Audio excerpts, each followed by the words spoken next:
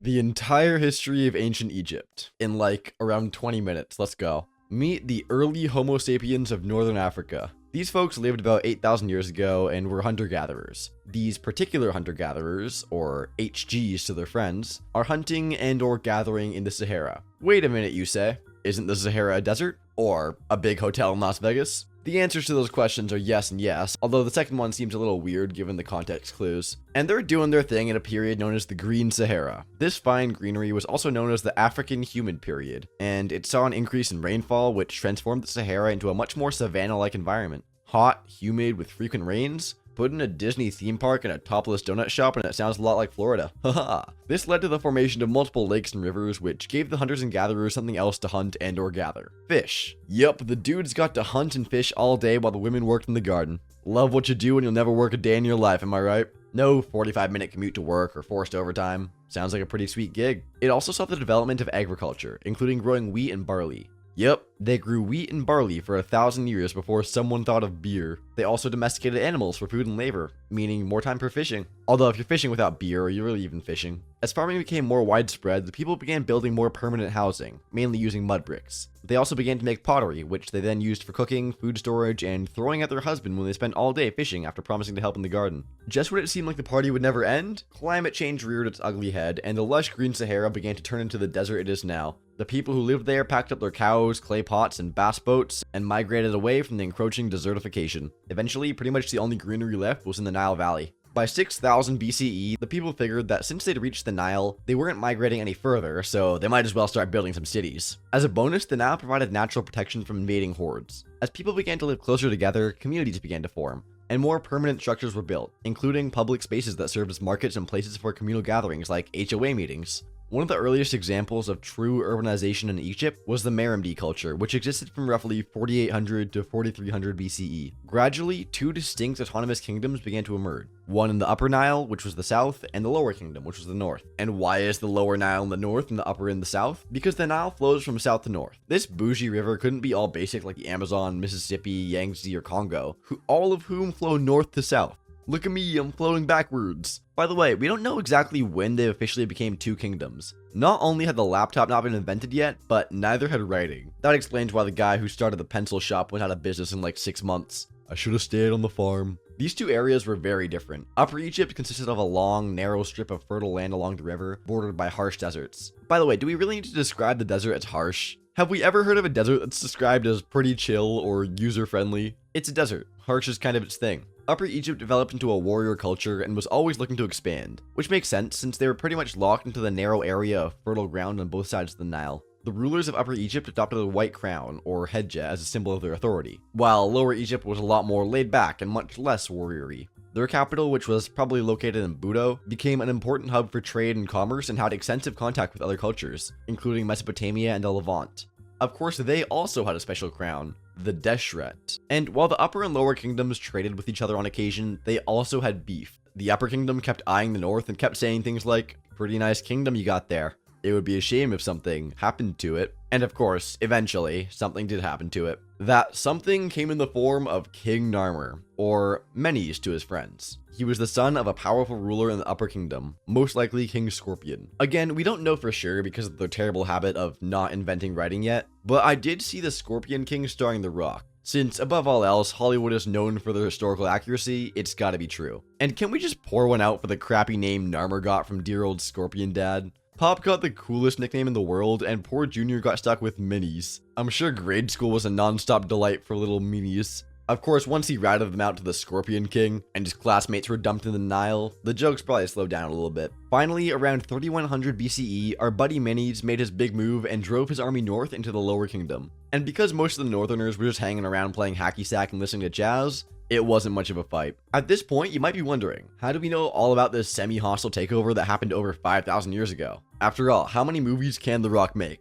Say hello to the Narmer Palette. This stone slab was discovered in 1898 and is 64 centimeters long and 42 centimeters wide. And it contains some of the earliest hieroglyphic inscriptions ever found and provides one of the earliest known depictions of an Egyptian king. On one side is Narmer wearing the white crown of Upper Egypt fighting his enemies. And on the other side, he is also wearing the red crown of Lower Egypt. That's how we know that he came to Lower Egypt to kick ass and chew papyrus. and at some point ran out of papyrus. He also became the first pharaoh, meaning he was not only the political leader, but the religious leader as well. He convinced everyone that he was the earthly embodiment of Horus, the divine protector of Egypt. And since it was hard to argue with a descendant of a god, the idea of divine kingship really caught on and would pretty much be a thing from then on in Egypt. Narmer's reign kicked off in the first dynasty and began the first dynastic period. He built his capital Memphis at the mouth of the Nile Delta, a strategic spot in the river that was close to the old border between the upper and lower kingdoms. Memphis's population would eventually swell to 100,000 residents, and it was renowned for its magnificent temples, palaces, and ports, as well as its vibrant blues scene and amazing barbecue ribs.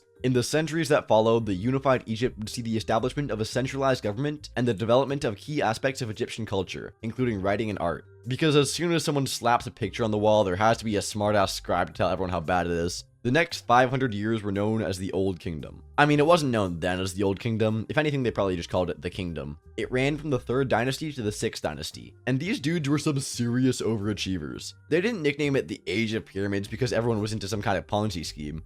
Nah, they got stuff done. Some of that stuff being building pyramids. The 3rd dynasty kicked off with King Djauser. Immediately, we see the resourcefulness of the Egyptians because not only did they invent paper and build the pyramids, but they also introduced the silent letter, and where would society be without it? King Djauser leaned into the whole god-king situation and built the Step Pyramid of Saqqara. It was designed by the famous architect Imhotep. By the way, if you ever want to find your tribe of fellow history nerds, just get the license plate Imhotep. Sure, you'll get a lot of questions and blank stares from the rabble, but anytime someone honks or waves, you'll know that's a solid human being right there. Djauser also expanded Egypt's up-and-coming empire by conquering the Sinai. This gave them access to vast amounts of valuable resources like turquoise and copper. This means the Egyptian merchants now had the ability to make ugly jewelry and sell the overpriced trinkets to gullible tourists from the roadside stands. Yippee! The 4th dynasty was when the real estate prices around Giza skyrocketed with the building of several pyramids, including the Great Pyramid, the Pyramid of Khafre, and the Pyramid of Menkaure, along with their associated pyramid complexes and the Great Sphinx. These structures were designed to demonstrate the power of the pharaoh and the efficiency of the Egyptian administration. It also showed the advantages of an enslaved workforce of thousands to do the actual building over a grueling 20-year period. Or it might have also demonstrated his close friendship with an alien race who knocked it out in an afternoon. I like that theory. The 5th and 6th dynasties would see a lot of construction of solar temples dedicated to the new cool god Ra,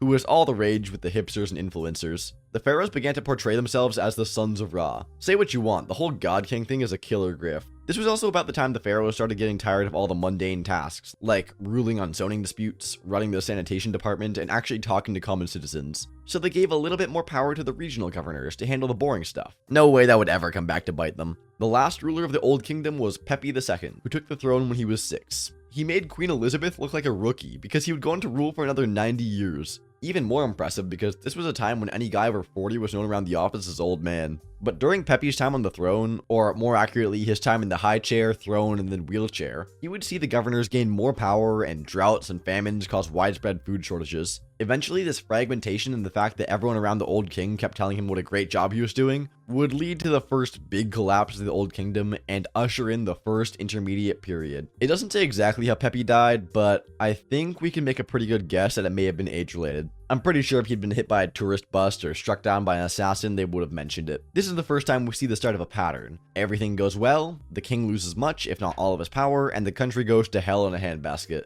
Then a new king finally reunites the country, and we rinse, lather, and repeat. The dynasties continued in the north with the Heracleopolitan kings. But nobody really cared, especially those hillbilly Thebians in the south. But per usual, those folks in the south were not happy. Since it had been a minute since they conquered their neighbors, in 2055 BCE, Mentuhotep II cruised into the north and declared himself the sole ruler of Egypt. His reign would mark the beginning of the 11th dynasty as well as the beginning of the Middle Kingdom. Seems like we've seen this movie before. Because Mentuhotep II had just bought a new house in Thebes and was still way upside down in his mortgage, the capital of the new and improved Egypt was moved there. And naturally, everything was going great for a while. Agriculture was killing it, there was trade with their neighbors, and there was even a cool new god to worship. The appeal of Osiris, god of the underworld, was that, for the first time, average Egyptians, and not just the pharaoh, had a chance at a glorious afterlife. With the correct combination of living a moral life and the right rituals after they died, even the stable boy or the golf pro at the country club had a shot at eternal glory. The 12th dynasty was pretty much the peak of the Middle Kingdom. It was ushered in by Akhenaten I, who didn't want any part of the brutal commute to Thebes and promptly moved the capital again to the brand new city of Ichtawi. It was located near the modern city of Lisht, close to Cairo. Not only was it an easier drive, but it also gave the pharaohs a lot more ability to keep an eye on both Upper and Lower Egypt. Egyptian literature reached new heights during the Middle Kingdom, with popular texts focusing on wisdom, morality, and the responsibilities of the king and his officials. Also popular were Zen and the art of chariot maintenance, To Kill an Ibis, and Barley and Me. Any guesses what happened next? The 13th dynasty. Egyptians saw a bunch of pharaohs whose time at the top didn't last long. From 1759 BCE to 1695, only Nefertep I had a reign that lasted longer than 5 years, and now the Middle Kingdom grew weak and was ill-prepared. So what happened when they didn't rule long enough? Want to take a guess? If you guessed everything was just fine and life was totally cool, you clearly haven't been paying attention. Without consistent leaders, local rulers, especially in the Delta region, started claiming more autonomy. And just like that, here come the Hyksos. The Hyksos were a Semitic people whose name literally meant rulers of foreign lands. Good lord, you don't have to be Sherlock Holmes to know that's a pretty good clue right there. They likely came from Canaan, which was a part of the Levant in what's now present-day Syria, Jordan, and Israel. They were definitely playing the long game, arriving in Egypt as traders, immigrants, and mercenaries, and gradually assimilating into Egyptian society.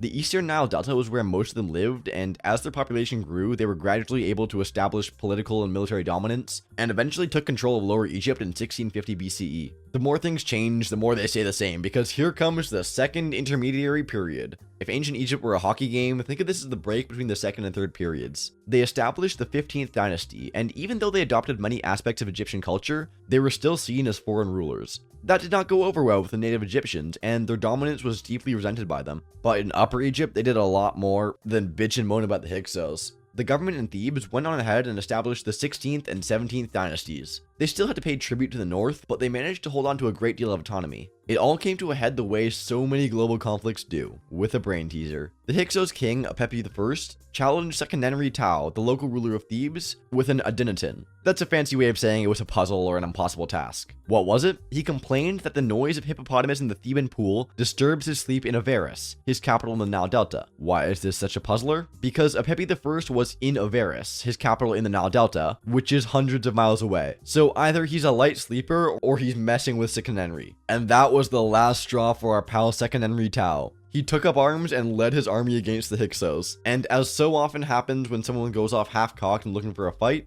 it did not go well. When his mummy was discovered in the 19th century, it had massive head wounds, indicating he was either killed in battle or was smashed in the head. Although they couldn't hold their kingdom, the old Seki-Tao's family could hold a grudge. His son, Ahmose I, was able to drive out the Hyksos and finally get revenge for treating his pop's head as a whack-a-mole. In an ironic twist, his army was able to defeat the Hyksos using some of the same technology they brought with them when they invaded. Things like horse-drawn chariots, composite bows, and bronze weapons proved invaluable. Oopsie. Ahmose the Great, as he was soon called, was the first ruler of the New Kingdom, and he discovered that nothing united the country like a shared hatred of foreigners. So for the third and last time, a unified Egypt was again set to dominate the region at the beginning of the 18th dynasty. The 18th dynasty would see something truly unique. For the first time in Egyptian history, a woman was able to break through the papyrus ceiling and become king of Egypt. You heard that right. She wasn't a queen, she was a king. Talk about progress, and it only took 4,500 years. She was technically a regent. A regent was a mother or stepmother who handled the day-to-day affairs for kings who were still too young to wipe their own butts. Traditionally, the young king would take over somewhere between the ages of 14 to 16. Technically, her stepson Thutmose III was the rightful heir, but once she had a taste of life at the top, when it was time for him to take over, she was like, nah, I'm good. She ruled for over 20 years and did a pretty fine job. She concentrated her energies on trade and architecture rather than military conquest, and the people found out you can do some pretty amazing stuff when you're not out there invading Nubia every 5 years. She also confused most of the male population by maintaining diplomatic relations with Egypt's neighbors instead of constantly invading them. But just because she was a woman didn't mean she didn't have a pharaoh-sized ego. Her mortuary temple at Deir el-Bahari is widely regarded to be one of the most impressive architectural achievements in Egyptian history. And after her death, Thutmose III finally got his chance. Seriously, that dude had to be feeling like Prince Charles, wondering if his mom was ever gonna die. There's also a chance he held a teeny tiny grudge against his stepmom. Why? Because the first thing he did was erase most of her images and inscriptions from around the country. Really, dude? That is some serious little D energy. Everything was going swell until Akhenaten decided to start his own cult. Polytheism was out, and the worship of the sun disk Aten was in. Yep, a disc. Imagine going to Italy and saying, I know you're all Catholic, but starting tomorrow, we're all gonna worship a frisbee. Luckily, the next pharaoh would pull the plug on that nonsense and restore the old religious ways. Enter the boy king Tutankhamun. Assuming the throne at 9 or 10, even the youngster knew that Amenhotep III was off his rocker and people shouldn't be worshipping a frisbee. The rest of his 9-year reign was pretty unremarkable, mainly because he died before his 20th birthday. No one knows for sure, but the most likely cause was probably an ATV accident. So why is King Tut the most famous pharaoh and the only one who's a Batman villain? Is it his strong social media following or guerrilla marketing campaign? It's just because his tomb's entrance sits low in the Valley of Kings, so thieves weren't able to get in because the entrance was blocked by leftover building material and debris. That's it. So then when Howard Carter discovered it in 1922, it had most of the goodies still intact, including his golden death mask, which is probably the most famous ancient Egyptian artifact of all time. After King Tut came the last pharaoh to rule over a united Egyptian empire, Ramses II, also known by the humble moniker of Ramses the Great. He ruled for 66 years, from 1279 to 1213 BCE. You might know him today from movies like The Ten Commandments and books like the Holy Bible, but he was a lot more than the villain of Exodus. He was also a serious warrior who often led his troops into battle, including the Battle of Kadesh, fought against the Hittite Empire in 1274 BCE. It featured the largest chariot battle in history and featured thousands of soldiers. Although the battle ended in a stalemate, Ramses the Great presented it as a huge victory, and the Egyptian people totally bought it. Later pharaohs of the 20th dynasty struggled to maintain power, and by the end of Ramses XI's reign in 1070 BCE, the centralized state had collapsed and it was time for the third intermediate period. Once again, we see a split between the north and the south, with sketchy pharaohs in the lower kingdom and sketchy priests down south. That made them ripe for invasion, and that's exactly what happened. Libyan warlords, Nubians, who were pretty darn tired of getting invaded by Egypt for the last 4,000 years, shot their shot, and so did the Assyrians. Fun fact, during the 100 years they ruled, the Nubians had the first black pharaoh, King Pi. I don't know how to say it, but here's how you spell it. With a name like Pi, of course he ruled for 31.4 years. That's right, we got history and math joke. Think of this channel like homeschooling for cool people. After the Assyrians bounced, the country united again under King Psamtik, who founded the 26th or Sate dynasty. The Sates viewed themselves as the restorers of Egyptian greatness, and the people ate it up. Shop owners would see the mega hats and hoodies fly off the shelves as soon as they received a shipment. But all good things must end, and in 525 BCE, the Persian king Cambyses II told his generals not to come back until they'd conquered Egypt. So they defeated the troops of Psamtik III and soon turned Egypt into a satrapy or province of the vast Achaemenid Persian Empire.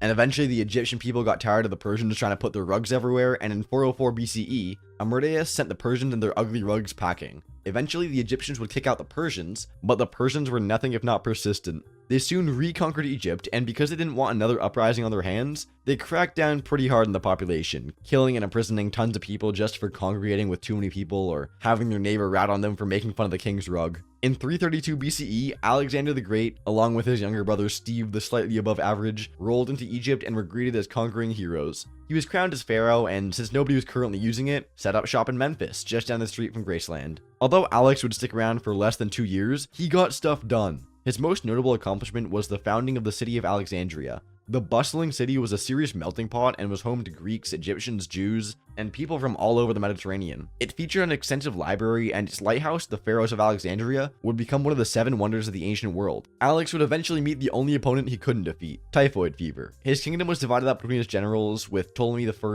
establishing the Ptolemaic dynasty and ruling Egypt as its new king. The Ptolemies were Greek, but they adopted many aspects of traditional Egyptian rulership to legitimize the rule. But they still kept Greek as the official language, leading native Egyptian people to coin the phrase, "It's all Greek to me," whenever Ptolemy I would post a sign or give a speech. The last pharaoh of the Ptolemaic dynasty was maybe the most famous pharaoh of them all, Cleopatra VII. She was intelligent, multilingual, and she sought to restore Egypt's strength and independence through diplomacy and strategic alliances. Unlike some of her predecessors, she fully embraced Egyptian culture and styled herself as the reincarnation of the goddess Isis. But Cleopatra had one weakness: Roman dudes. First, it was Julius Caesar, to whom she bore a son, Caesarion. Anyone want to guess how that birth went? Then, after Caesar was brutally assassinated, she turned her attention to the Roman general Mark Antony. As JLo would discover nearly 2,000 years later, relationships with Mark Antony's never end well, and this one was no different. They made a plan to run off together and take the Roman Empire with them. The Emperor Octavian was a hard no on their plans and dealt the lovebirds a crushing defeat in the Battle of Actium in 31 BCE. The defeated lovers managed to escape and decided to take the Romeo and Juliet exit. He ended himself with a sword, and she poisoned herself.